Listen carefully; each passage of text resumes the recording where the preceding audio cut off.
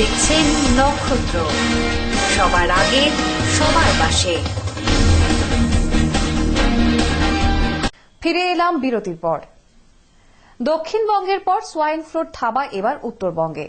Swine ফ্লুতে আক্রান্ত হয়ে Uttarbanga medical college ও হাসপাতালে ভর্তি আসামের দুই বাসিন্দা প্রায় 4 দিন আগে জ্বর ও মাথা ব্যথা নিয়ে উত্তরবঙ্গ মেডিকেল কলেজ ও হাসপাতালে ভর্তি হয়। ডক্টর রুদ্রনাথ ভট্টাচার্য জানান, এই সোয়াইন ফ্লু নিয়ে উত্তরবঙ্গ মেডিকেল কলেজের হাসপাতালে প্রস্তুত আছে। সরকারি গাইডলাইনকে মেনে নিয়ে চিকিৎসা করা হবে।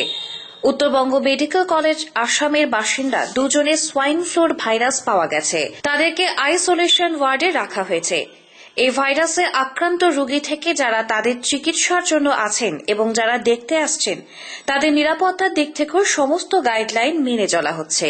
তিনি আরও জানান, উত্তরবঙ্গ মেডিকেল কলেজে পর্যাপ্ত পরিমাণে চিকিৎসার জন্য ঔষধ রয়েছে। আতঙ্কিত হবার কোনো কারণ নেই।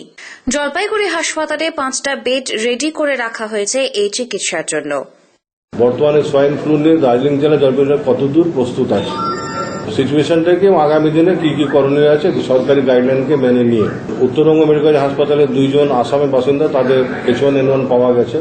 এই 2 জন যারা ভর্তি হয়েছে তাদের আইসোলেশন ওয়ার্ড যেখানে রাখা হয়েছে সেটা অ্যাজ পার গাইডলাইন, সেখানে যা যা প্রিকশন নেওয়া উচিত যারা রুগীকে দেখছেন তাদের জন্য, রুগীর জন্য, সেই গাইডলাইনগুলিকে মেনেই কাজ করা হচ্ছে। আগামী দিনে চিন্তা করার কথা ভেবে আমরা একটাই আবেদন করব আপনাদের মাধ্যমে, যে প্যানিক যাতে মানুষ না খান, মানুষ যেন না ভাবেন যে এই বোধহয় সব হয়ে গেল আমারই বোধহয় হয়ে গেল, তা না। আমাদের এই মুহূর্তে মেডিকেল কলেজ হাসপাতালে পর্যাপ্ত পরিমাণের ওষুধ, আমাদের post exposure prophylaxis kit, transport media including throat swab যে নেওয়া হয় পরীক্ষা করে, নেজোফ্যারিঞ্জিয়াল সোয়াব যে নেওয়া হয় সেটা, ট্রান্সপোর্ট মিডিয়া, ট্যামিফ্লু ড্রাগ, সব কিছু আছে। শিলিগুড়ি হাসপাতালের কথা ভেবেও সেখানেও একটা প্রিপারেডনেস করা হয়েছে। শিলিগুড়ি হাসপাতালেও ওখানে 10টা বেড এবং জলপাইগুড়ি হাসপাতালেও 5টা বেড, ওষুধ এবং যারা চিকিৎসক নার্সিং স্টাফ যারা ওখানে কাজ করবেন তাদের যে প্রোটেক্টিভ গিয়ার, যেটা মাস্ক থেকে শুরু করে পা অবধি ঢাকা, সেই টোটাল অ্যাপ্রনটাই যেটা থাকে ডিসইনফেক্টেড অবস্থাতে, সেটা পর্যাপ্ত পরিমাণে অ্যাভেলেবেল আছে। যারা জ্বর, সর্দি, কাশি, গা ব্যথা, গলা ব্যথা নিয়ে আসছেন, সেই অবস্থা আসলে যদি সন্দেহ হয় তারা আমাদের জেলার যে র্যাপিড রেসপন্স টিম তৈরি হয়েছে। পর্যাপ্ত চিকিৎসকের অভাবে লাটে উঠছে উত্তর দিনাজপুরের রায়গঞ্জ জেলা হাসপাতালের সর্বাধিক চিকিৎসা পরিষেবা। এই ঘটনায় স্বাভাবিকভাবেই চাঞ্চল্য ছড়িয়েছে জেলা স্বাস্থ্য দপ্তরে। কিছুদিন আগে পর্যন্ত ডাক্তারের অভাবকে পরিষেবার প্রধান অন্তরায় হিসেবে চিহ্নিত করা হলেও বর্তমানে আসল চিত্র ফুটে উঠেছে। হাসপাতাল সূত্রে খবর জানা গেছে, রাজ্য স্বাস্থ্য দপ্তর ইতিমধ্যে বেশ কিছু ডাক্তারকে এই জেলা হাসপাতালে নিয়োগের ব্যবস্থা করেছে। কিন্তু পিছিয়ে পড়া এই জেলায় যোগাযোগ ব্যবস্থা, শিক্ষা পরিকাঠামো সহ বিভিন্ন সুযোগ সুবিধার অভাব থাকার কারণে বাইরের চিকিৎসকেরা এখানে আসতে চাইছেন না। ফলে সরাসরি বঞ্চিত হচ্ছেন সাধারণ মানুষেরা। কিন্তু এখানে আসার পরে দেখছি আউটডোরে কোনো ডাক্তার নেই, ইমার্জেন্সি ব্যাপারে লোকজন আসছে দূর থেকে, এবং কি আমরা নিজেরাও এসেছি দূর থেকে হসপিটালের সঠিক সুব্যবস্থা নেওয়ার জন্য। কিন্তু এখানে আসার পর দেখছি ডাক্তারবাবুই নেই, চেম্বার খুলে রয়েছে কিন্তু ডাক্তারবাবুটাই নেই। ডাক্তারবাবুটা না হলে আমরা দূর থেকে এসেছি কিসের জন্য? ডাক্তারবাবুর কাছে সঠিক পরামর্শ নেব, সঠিক সিদ্ধান্ত নেব, তারপরেই তো চিকিৎসা ভালো হবে। কিন্তু এখানে আসার পর দেখছি সেরকম পরিকাঠামোটা নেই। একটা ডিস্ট্রিক্ট একটা হসপিটাল, কিন্তু সেখানে জেনারেল ফিজিশিয়ান নেই। সেখানে আমরা এসছি পেশেন্ট নেই, কিন্তু সেখানে কোনো ফিজিশিয়ান সার্জেন্টাই নেই। বিশ্বাস না হবে ইনকোয়ারি করুন ব্যাপারটা নিয়ে, না হলে কি করে বুঝতে পারবে ব্যাপারটা। আমরা তো সাধারণত হোটেলের মুখে পড়ছি দূর থেকে যেহেতু আসছি, এখানে আসার পর দেখছি পরিকাঠামোটা সে আগের মতো নেই।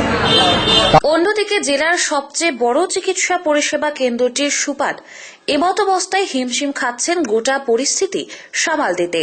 তার বক্তব্য, আউটডোর ইনডোর অপারেশন থিয়েটার এমনকি অ্যানাস্থেসিস্টের অভাব কিছুতেই পূরণ করা সম্ভব হচ্ছে না চিকিৎসকের সংখ্যা কম থাকার কারণে।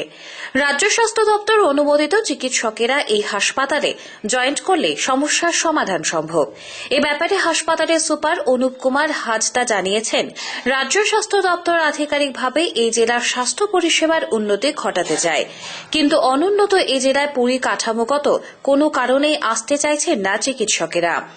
ফলে সমস্যায় পড়তে হচ্ছে সর্বস্তরের মানুষকে। চিকিৎসকের অভাবে প্রতিনিয়ত সমস্যার মধ্যে পড়তে হচ্ছে। রোগীদের মালদা অথবা শিলিগুড়িতে রেফার করতে হচ্ছে। রায়গঞ্জ জেলা হাসপাতালে যেটা হচ্ছে যে পরিমাণ বা যে সংখ্যক ডাক্তার থাকা দরকার সেই সংখ্যক ডাক্তার নেই।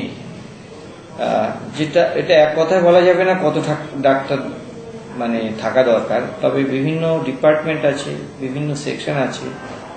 যেমন জেনারেল সেকশন যেখানে জেনারেল ডিউটি মেডিকেল অফিসার বা সিনিয়র মেডিকেল অফিসাররা ডিউটি করে, মানে যেমন জেনারেল আউটডোর যেটা বা জেনারেল এমার্জেন্সি যেটা, সেখানে আমার অ্যাটলিস্ট মানে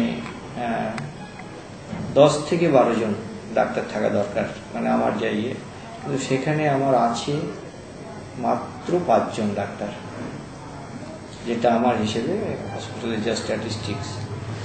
এবং বিভিন্ন স্পেশালিটি আউটডোর আছে এখানে, যেমন মেডিসিন আছে, সার্জারি আছে, অর্থোপেডিক্স আছে, গাইনোকোলজি আছে, পেডিয়াট্রিক্স আছে,